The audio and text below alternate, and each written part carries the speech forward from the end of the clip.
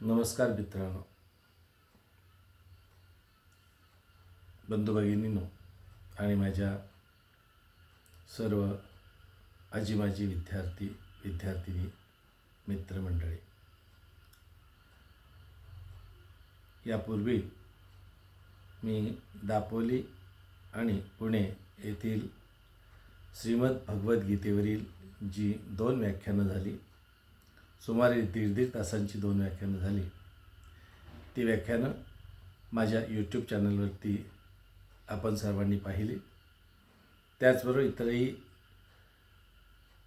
छोटे साधारण 3-1 व्हिडिओज होते, ज्याच्यामध्ये हे जे आपली महान संस्कृती आहे त्या संस्कृतीमधल्या काही ग्रंथांची ओळख आपल्याला का होणे गरजेचं आहे, नवीन पिढीवरती हा संस्कार होणं का गरजेचं आहे, याबद्दल माहिती दिलेली होती. आपण सर्वांनी खूप चांगला प्रतिसाद दिलात. बऱ्याच जणांनी माझं चॅनल सबस्क्राईब केलं, लाईक्स आणि कॉमेंट्स दिल्यात, त्याबद्दल मी आपलं पुन्हा एकदा मनपूर्वक धन्यवाद देतो. आज आपल्याला प्रत्यक्ष श्रीमद भगवद्गीतेमधील भगवान श्रीकृष्णांनी अर्जुनाला जे उपदेश दिलेले आहेत, त्या उपदेशावरून आपण आपल्या जीवनामध्ये काय घ्यायचं किंवा आपल्याला त्याच्यापासून काय महत्त्वाचे संदेश मिळतात, जे आपल्या रोजच्या दैनंदिन जीवनामध्ये किंवा विविध संकट प्रसंगी आपल्याला उपयोगी पडतात, त्या उपदेशांचा आपण उहापोह करणार आहोत. साधारणपणे 1 किंवा 2 जास्त व्हिडिओची लांबी न वाढता होईल असे मी उपदेश आपणाशी सांगणार आहे किंवा आपल्याशी बोलणार आहे.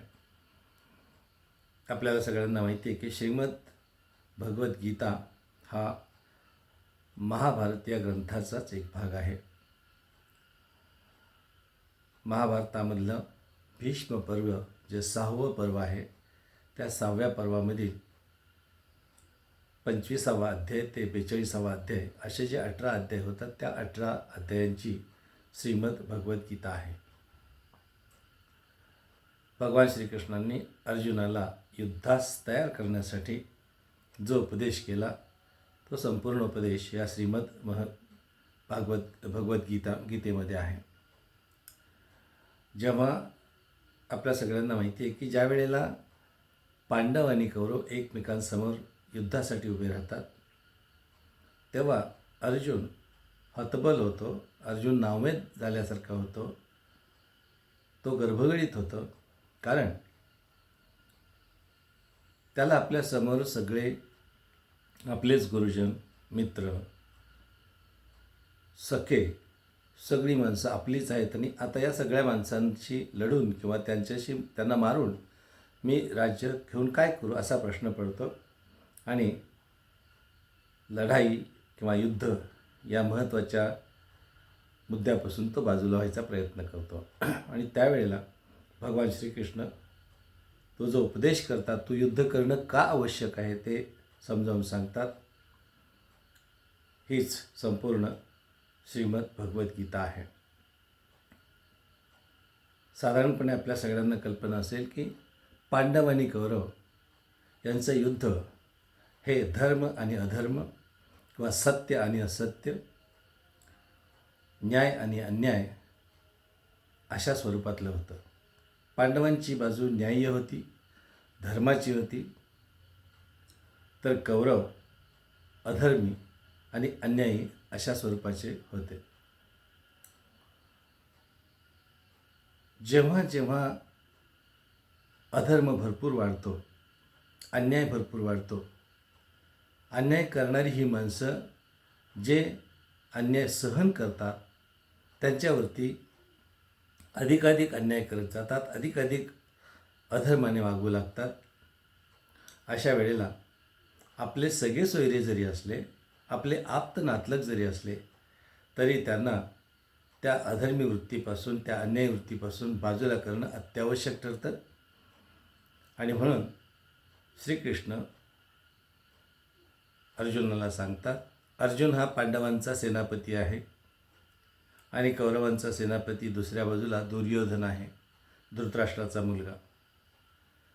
ह्या अधर्मी वृत्तीच्या, अन्यायी वृत्तीच्या कौरवांना धडा शिकवल्याशिवाय अधर्म कमी होणार नाही, असत्य कमी होणार नाही आणि त्यामुळे समाजामध्ये अनागोंदी वाढेल, अन्याय करणारे प्रबळ होतील.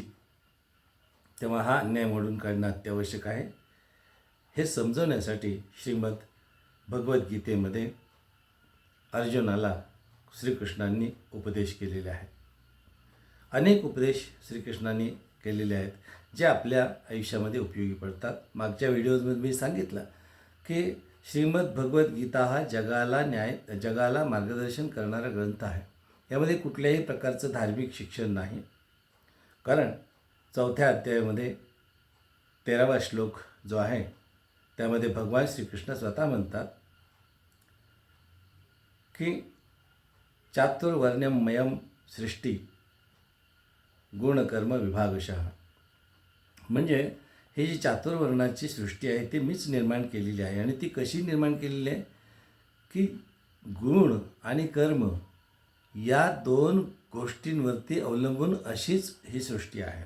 म्हणजे ब्राह्मण, क्षत्रिय, वैश्य आणि शूद्र हे जे 4 वर्ण तयार केलेले आहेत त्याचा जातीपातीशी काहीही संबंध नाही आहे. जातीपाती मित्रांनो नंतर आल्या, खूप अलीकडच्या काळात आल्या.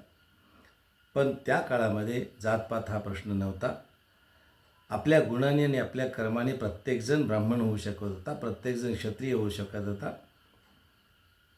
म्हणजे मी जरी क्षत्रिय असलो तरी मी विद्यार्जन करून मोठा झालो, विद्यादान करत असेल तर मी ब्राह्मण ठरणार.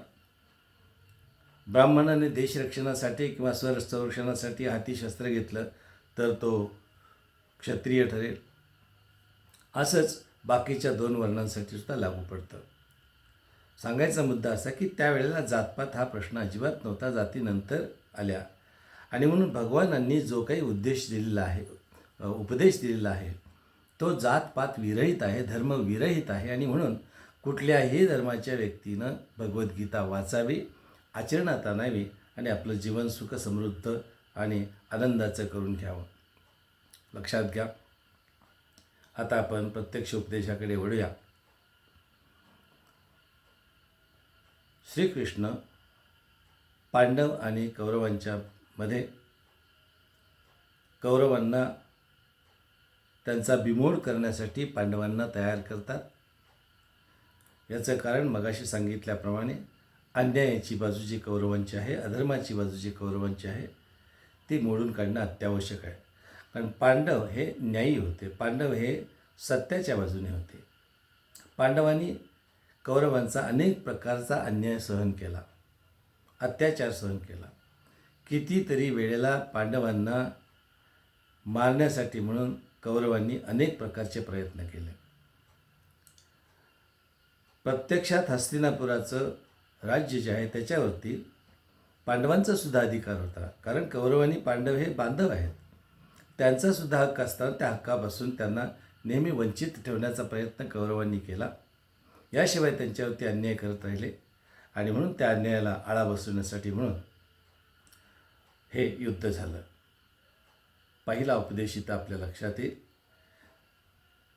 की आपले सख्खे सोयरे जरी असले आणि ते आपल्यावरती अन्याय करत असतील, असत्याने वागत असतील आणि आपली बाजू जर न्याय असेल तर आपली न्याय बाजू असताना, आपली सत्याची बाजू असताना हा अन्याय किंवा हा अधर्म सहन करायचा नाही आणि म्हणून युद्ध करायचं.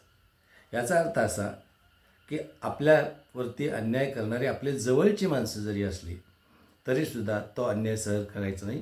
गीतेमधल्या पहिल्याच उपदेश हा आपल्याला भगवान श्रीकृष्णांकडून मिळतो जो अर्जुनाला दिलेला आहे. आपण आपल्या आयुष्यामध्ये हे पाळायला पाहिजे. दुसऱ्या उपदेशाकडे आपण वळूया. आपल्या असं लक्षात आलं की पांडव खूप चांगले वागले, खूप चांगले, अति चांगुलपणा ज्याला म्हणतात तो अति चांगुलपणा पांडवांकडे होता. मगाशी सांगितल्याप्रमाणे पांडवांना अनेक ठिकाणी मारण्याचा प्रयत्न केला, पांडवांना वनवास घडवून आणला. भीमासारख्या योद्ध्याला, भीमासारख्या प्रचंड महाशक्ती अशा व्यक्तीला विषप्रयोग करून मारण्याचा प्रयत्न केला. कपटाने द्यूतामध्ये, द्यूत नावाचा खेळ त्यावेळी होता, द्यूतामध्ये अनेक वेळा हरवलं आणि त्यांना वनवास घडवला पांडवांना या कौरवांनी. लाक्षागृहामध्ये जाळून मारण्याचा प्रयत्न केला. लाक्षागृह म्हणजे लाखेपासून तयार केलेलं घर, जे सहज जळून खाक होतं. अशा ठिकाणी पांडवांना जाळून मारण्याचा प्रयत्न केला. पण तरीही पांडव चांगलेच राहत होते. आपल्या इथे लक्षात येईल की इतके चांगले वागूनसुद्धा कौरव पांडवांवरती अन्याय किंवा अत्याचार करायचं थांबत नव्हते. आणि म्हणून श्रीकृष्णाने पांडवांना या अन्यायाविरुद्ध लढण्यासाठी उभं केलं. दुसरा संदेश इथं आपल्याला मिळतो, दुसरा उपदेश आपल्याला मिळतो की आपण अति चांगुलपणा पण बरा नाही आहे. अति चांगुलपणा पाळणं चुकीचं आहे, ज्याच्यामुळे आपल्यावरती अन्यायाने अत्याचार होऊ शकतं. मित्रांनो, आजचा व्हिडिओची लांबी वाढण्याची शक्यता आहे आणि म्हणून मी इथं थांबतो. आज आपण 2 उपदेश शिकलो जे गीतेने आपल्याला दिलेले आहेत. त्यातला पहिला उपदेश आहे, अधर्म आणि अन्याय कधीही सहन करायचं नाही. मग भले आपले आप्त स्वकीय जरी असले, आपल्या विरोधात अन्याय करणारे, त्यांनासुद्धा धडा शिकवणं अत्यावश्यक आहे. अन्यथा ते अधिकच अत्याचार करतील, अधिकच अधर्माने वागतील. आणि म्हणून पहिला संदेश हा झाला. दुसरा संदेश आपण बघितला की अति चांगुलपणासुद्धा चांगला नाही आहे. पांडवांचा अति चांगुलपणाच त्यांना नडला, त्यांच्यावर अत्याचार होत राहिला आणि शेवटी युद्धाची वेळ आली. आणि म्हणून दुसरा संदेश आहे, अति चांगुलपणा पाळू नये. समोरचा जशी व्यक्ती वागेल तशाच प्रकारचं आपणही त्याशी वागलं पाहिजे. चांगल्याशी चांगला आणि वाईटाशी वाईट हा न्याय पूर्वंपार आहे, त्याप्रमाणे आपण राहिलं पाहिजे. आज आपण 2 महत्त्वाचे संदेश किंवा उपदेश बघितले जे आपल्या आयुष्यामध्ये उपयोगी पडणारे आहेत. या ठिकाणी मी थांबतो. जय श्रीकृष्ण. एक प्रार्थना म्हणतो, ही प्रार्थना आपण सगळ्यांनी लक्षात ठेवावी. योगेशं सच्चिदानंदं वासुदेवं व्रजप्रियं धर्मसंस्थापकं वीरं कृष्णं वंदे जगद्गुरुं. कृष्णं वंदे जगद्गुरुं. कृष्णाला जगद्गुरू असं म्हटलं आहे, कारण या सगळ्या गीतेतल्या उपदेशामुळे अखिल मानवजातीला हे उपयोगी पडणारे प्रत्येक संदेश आहे. आणि म्हणून श्रीकृष्ण हा जगताचा गुरु आहे. धन्यवाद. आपण सर्वांनी माझं चॅनल सबस्क्राईब करावं, लाईक करावं, कॉमेंट अवश्य करावी. धन्यवाद.